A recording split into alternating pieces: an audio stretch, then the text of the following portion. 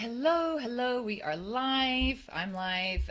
My name is Veronica Valley, and I am here for some Soberful sessions where I will be answering any questions you have about sobriety, getting sober, being sober, all of that kind of stuff. So if you have any questions, please put them in the comments and I will try and answer them. We have about 30 minutes. I'm going to be here all week, Monday through Friday, same time, same place. So if you didn't get your question answered, just put it, message it me with it, and I will answer it on a subsequent one. And in September, I'm going to start doing this regularly every Monday. So to answer any questions that you have about things. So if you don't know anything about me, I've been sober for 21 years. Now, that's wonderful, but I want to say it doesn't qualify me to help you with your sobriety. What does qualify me to help you with your sobriety is in the UK, I was a qualified and an accredited psychotherapist with a specialism in addiction. I now work as a coach all over the world, and I have a wonderful, it's my baby, I love it, wonderful subscription group where people who are in this journey of sobriety become members so they can be part of a community of people of sober folks, but also so we can work on the tools. You know, there's more to stopping drinking than just stopping drinking, as you may have discovered. What we have to do is we have to do the deeper work. We have to do the work around dealing with our past, how we deal with our feelings and our emotions. We have to have boundaries. We have to have better balance, all of that kind of stuff. And those are usually tools and skills that we didn't learn as kids, and we have to learn them as adults. And that's what I do in my programs and in the subscription groups, is we look for solutions and we look at learning these life skills that we don't have. So when we were just talking, I was just in a group, we were just talking about dealing with difficult family members. We can't keep doing things the way that we're doing them, because all of this stuff is triggers to having a drink. You know, we have a difficult family member on Monday, we have a situation, we have a resentment, all of that kind of stuff. And that's why we get to Friday and someone says, do you want a glass of wine? And we've made a promise to ourselves that we're not going to drink. But we forget that promise and we drink because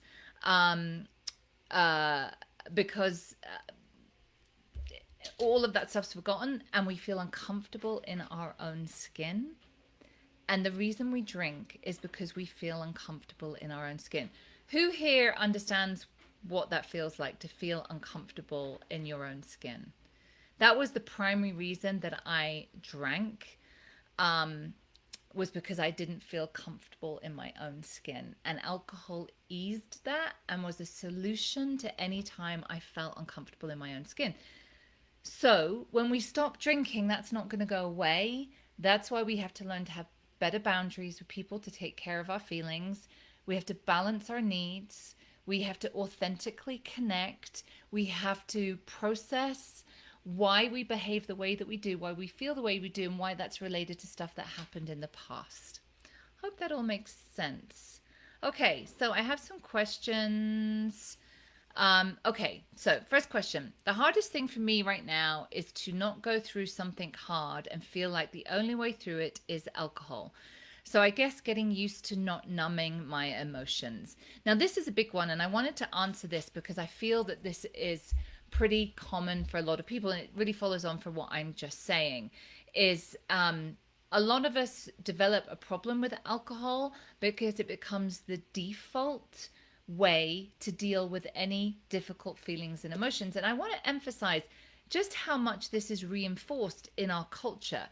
If you look at any show, movie, film, you will often see, the lead character, if they've had a tough day or something difficult happen, pour themselves a drink. So there's this subliminal kind of messaging everywhere that you've had a tough day, something awful's happened, you don't like how you feel, crack open a drink.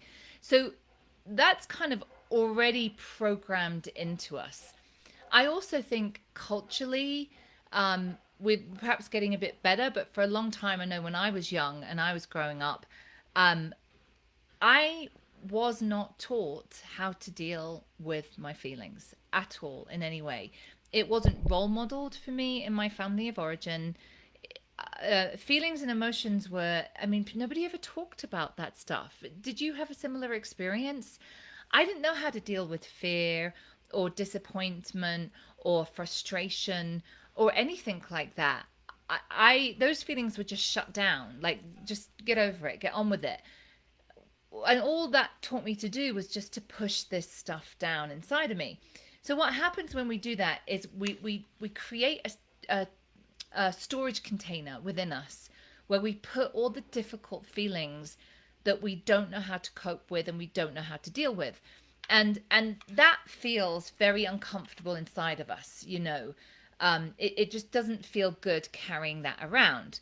So in comes alcohol, and we take a drink and we realize that all of a sudden, wow, that just feels so much better. And our brains make that connection. Our brains go, I want to feel better. What can make me feel better as quickly as possible? Oh, having a drink. So what happens as we go through life, not only do we have stuff in our storage container that we haven't dealt with, we start accumulating more stuff and put it in and put it in and put it in. And this just feels more and more uncomfortable and heavy and difficult. But we often don't have words, right? We don't have words how to even talk about this stuff. How do I talk about this? How do I ask for help? And my culture reinforces over and over and over and over that alcohol is an appropriate and approved of way to deal with any difficult feelings. So it's quite a massive shift when we stop drinking. So this is if you've listened to any of my stuff, you know that this is my message. This is why we can't just stop drinking. You stop drinking and all you've taken away is your anesthetic. We don't, and your brain, you've still got this storage container of stuff. Historically, you've got some new stuff in there, and your brain is going, I don't like how I feel, how can I change it? And we're not coming up with answers. Now, that's often why people, when they stop drinking, will start overeating and particularly using sugar. Our brain is just looking for an outside fix to numb. Alcohol is how we numb so we don't have to feel. It doesn't deal with anything. That stuff is still there. We've just temporarily numbed it. So to answer the question, it is a skill that we have to learn. It's simply skills that we have to learn how to deal with emotions. This is not an overnight matter. It takes a bit of time, and you are going to need someone to help you, because if you knew how to do it, you would be doing it. That's why we need outside people to help us. We need expert professional help.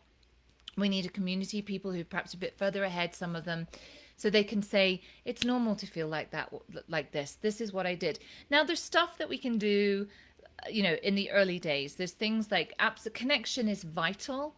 You know, just having someone hear you and understand you. It's called being an empathetic witness. I can't fix what you're going through. I can't solve that for you. But I can really hear you and validate what you're feeling. I can walk beside you. So that really, really helps. We can, so that's the connection bit, you know, balancing our needs, making sure we're getting enough to eat and sleep and exercise. All of those things will help how we feel. But those in many ways are sort of temporary fixes. I will say, just as a word of warning, I've seen this happen. People can overuse exercise as a way to cope with feelings when that's helpful. But if it's out of balance, then it becomes counterproductive, because we want to deal with the root causes, the stuff that's going on, you know, underneath. So that's why we also need to process the past. So just to recap, the 5 pillars of sustainable sobriety are movement, connection, balance, process, and growth. We work these 5 pillars and they hold up our sobriety. We are not focusing on staying away from a drink. We're focusing on working the 5 pillars, and all of that then gets taken care of. So the 4th pillar is process. And it's understanding, because your past shows up in your present every single day. Make no mistake about that.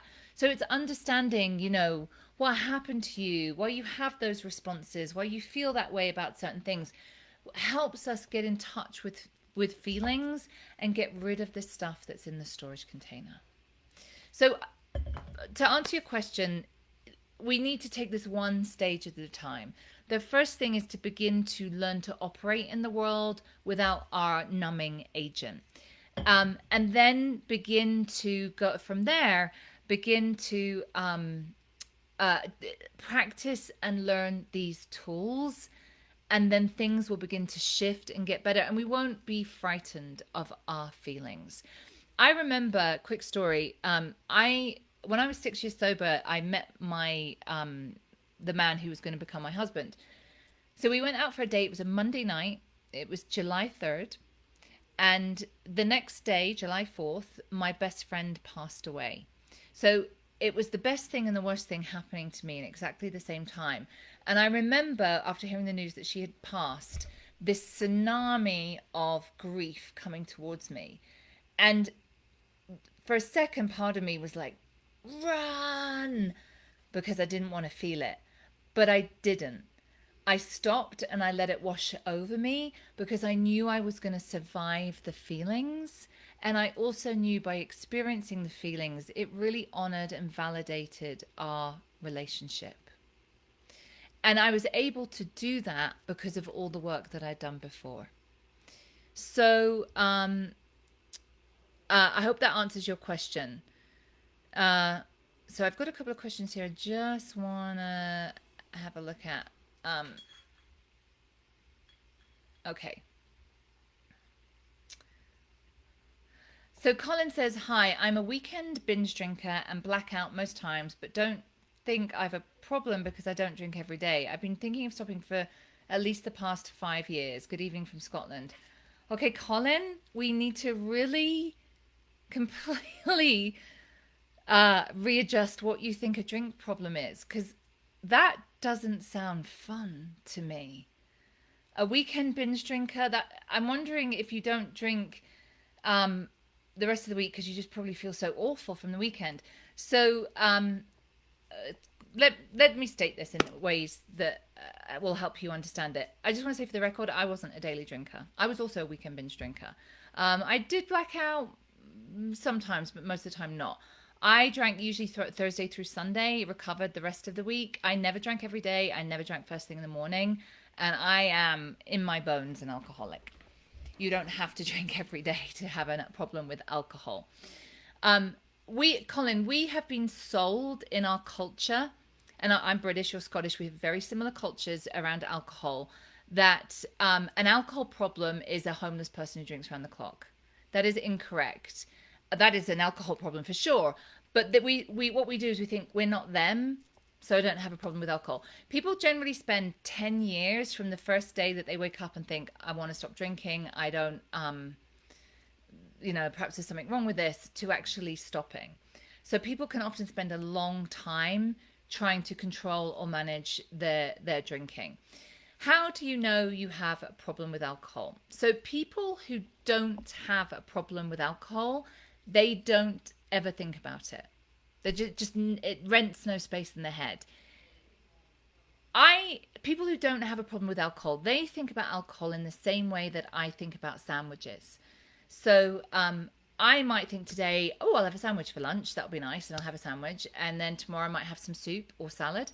And then at the weekend, maybe I'm at a party and a plate of sandwiches goes around. I think, oh, I'll have a couple of those. So I have them.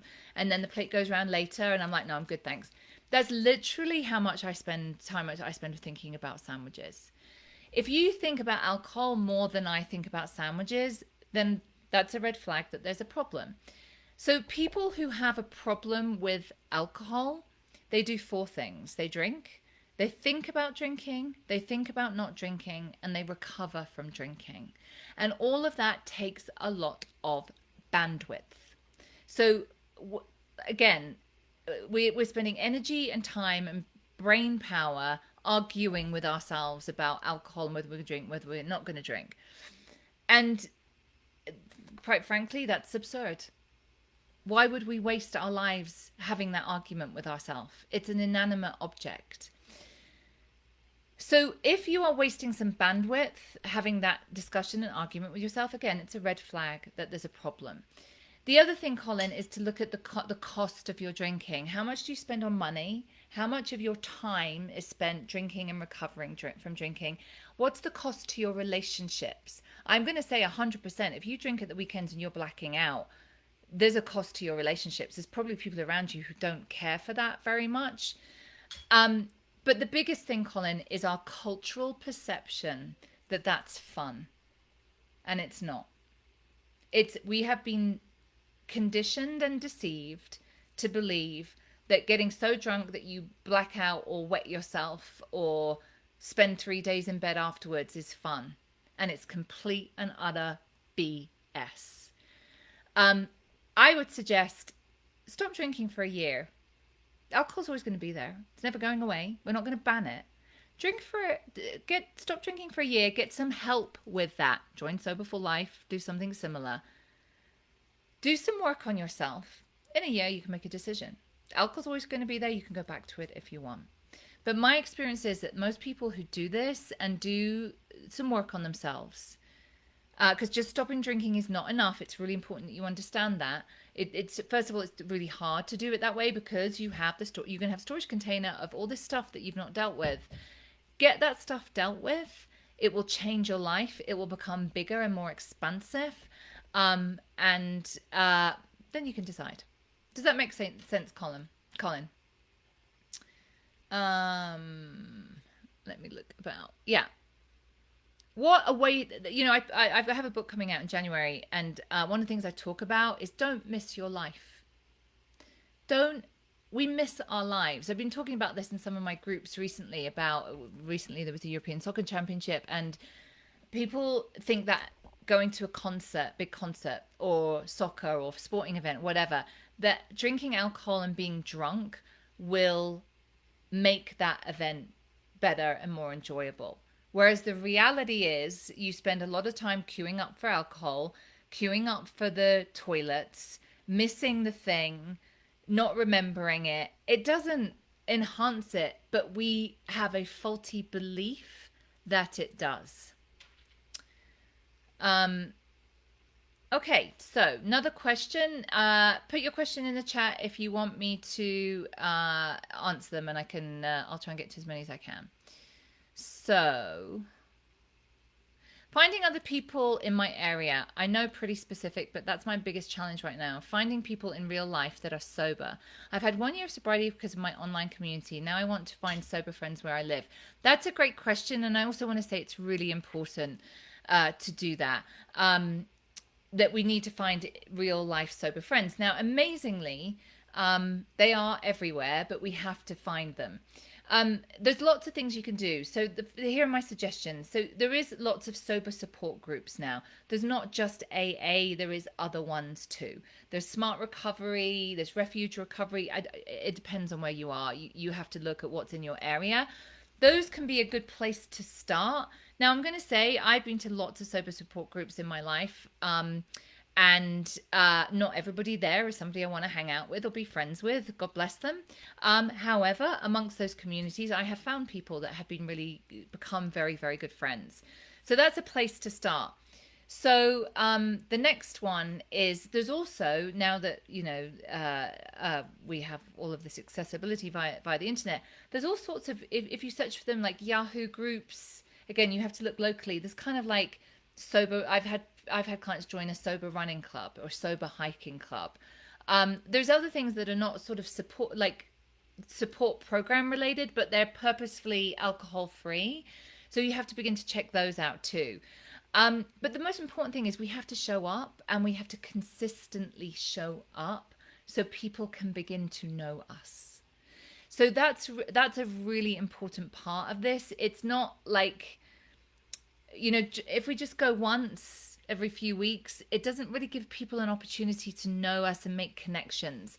So it's the consistent, but whatever it is, hopefully wherever you are, and I find my clients all over the world, there's usually something reasonably close. If you live in a big metropolitan area, you're usually spoiled for choices. where there's all sorts of alcohol-free sober events. They're becoming more and more popular. But it's not so much about finding them, it's consistently showing up and allowing people to know you. That's the difference. Jesse is saying, I feel like I'm so close to being able to quit, but I still haven't managed to get one day, but the desire is there. So well done, Jesse, for showing up for yourself. Well done. You will get there. This is how people get there. And I want to give you some support and pointers about how to do that. So first of all, you cannot do it alone. Do not do it alone. You need to find a community and group of people. Again, I want to suggest joining Sober for Life. Give it a shot. It's where the membership is $25 a month. I know you spend more on alcohol a month than that. And it will stay at that price for as long as you're a member. We're putting the price up next month, so it's the last time to join at that amount. Anyway, that being said, so this is our philosophy on getting sober. Drinking alcohol is like a seesaw. So this end is alcohol and this end is the sobriety. And how we get sober is by keep putting weight on the sober end. And if we keep putting weight on the sober end, eventually gravity will do its job and it will reach and embed itself in the earth. How do we put weight on the sober end? We join a community. We show up and let people get to know us. We begin to work a program. My program is the 5 pillars: movement, connection, balance, process, and growth. Movement is the first pillar. We have to move our bodies in order to be able to, it's the best thing we can do for our mental health. But we also have to be purposeful about the direction that we're going in our life. Instead of just drifting, where are we going and what do we want this life to be about? When we drink, we miss our lives. We were missing the main event. Like I spent days, weeks, months of my life hungover in bed, missing my life because I was recovering from this substance that I thought would bring me all these things that it didn't bring me. So we need to move. We need connection with people who understand what we're going through. We have to learn how to balance our needs. This is a lot of it is about how we begin to feel comfortable in our own skin, and it's a skill we can learn. We have to begin to process our journey, how we got here, why we are the way we are. We have to understand ourselves better, and we have to grow. We are all being called to grow. You are here today watching this right now because something inside of you is calling you to grow. We have to honor that call. Now, to honor the call to growth, to be more than we are right now, we also have to learn how to deal with fear and resistance, because fear and resistance will always show up when we are called to grow. So and again, these are life skills that can be learned. That's all it is. So those are my suggestions, Jesse. Keep putting sober weight on the sober end. Do something different. If you're not sober yet, you need to do something different, because keep doing what you're doing and expecting a different result is not going to work. Okay, time for a few more questions. If I manage 3 or 4 days without alcohol, which takes effort, I just end up thinking, what the hell? I don't want to go my whole life without a drink anyway. That's it. I'm opening a bottle of wine. I want to drink moderately, but I just can't sustain it. Yeah, Karen, sorry, that ship has sailed. Sorry. I'm not going to sugarcoat it. Like, again, reality check. Why are you spending so much energy and time trying to manage ingesting a toxic substance? I'll tell you why. The reason is because of your faulty programmed belief system that if you don't have alcohol in your life, you will lack. And none of that is true.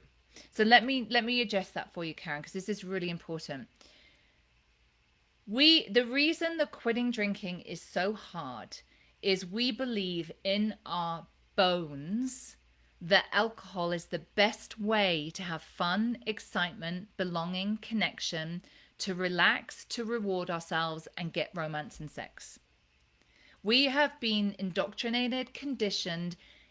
That belief system is put into us from a young child, from our culture, our media, and our peer groups. I started drinking at 14, and I 100% signed up for that philosophy. The reason that everybody struggles to stop drinking, and usually people spend years with that dance and that struggle, again, wasting a lot of freaking time and energy on what exactly, is because you believe if you don't drink, you won't have those things ever again. Wouldn't that be tragic if it was true? I mean, like, so I got sober when I was 27. I 100% believe that was true. I 100% believed I was never going to have fun again. That was a fact. I was never going to go dancing. I was never going to get laid again. My life was going to be just sort of still and grey and you know, and I was not happy about that, but I was accepting of it because the consequences of drinking for me were so severe. My mental health problems were so destructive that all I wanted was peace. I didn't think that someone like me was going to be happy. I knew, like, fun, that none of that was going to happen. You know what? Thank God I was wrong. I want to tell you, in my 21 years of sobriety, I have done all the things. I have been to concerts and festivals and on vacation, and I've been to barbecues, and I've been to parties and birthdays and New Year's Eve events and all the things, and I've done them all sober, and they're all better. But to get from the land of believing that alcohol is the best way to have fun, excitement, blah, blah, blah, to there's another land. There's a land of fun, excitement, belonging, connection, relaxing, rewarding yourself, romance, and sex. And that land you can get to sober. And here is the thing, Karen. This is the great big sober secret, by the way. You're not told this. It's better sober. All those things are better sober. But to go between the two lands, you have to cross a bridge. And getting across the bridge can feel challenging at times. That's why you need a guide. That's me. You need someone to help you get across the bridge. And then you begin to put your first foot in the land of sober. And it's very weird at first. And then you keep going a bit. And then you begin, and I was just talking about this on a call. One of the things you notice when you first get sober is the first time you do have a belly laugh. You know, that kind of like someone just cracks you up and you're dying with laughter. All of my clients comment on this. The first time you do it sober, people are like, wow, that was so much different and better sober than it was when I was drinking. Like, I've had so many nights when I was drunk, like crying with laughter. Having crying with laughter sober is a much bigger experience. And people are like, whoa.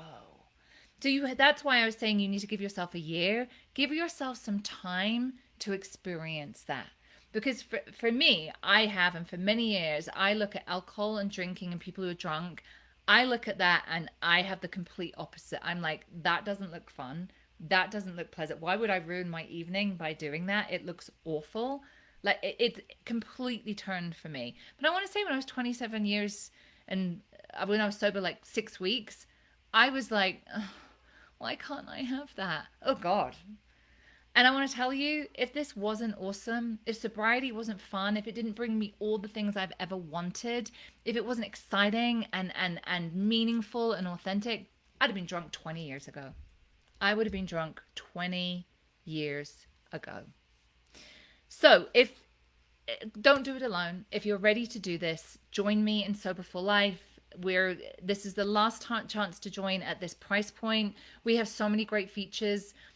We have so many great therapists and coaches in there. We're adding so many different workshops, all of the stuff to teach you these tools, how to not feel comfortable in your own skin, how to deal with the fear of missing out, all that stuff, that we are raising the price. So that will happen at the end of this week. So join now. And I will be back next week. I'll be back tomorrow answering more questions. All right, everyone. Bye-bye.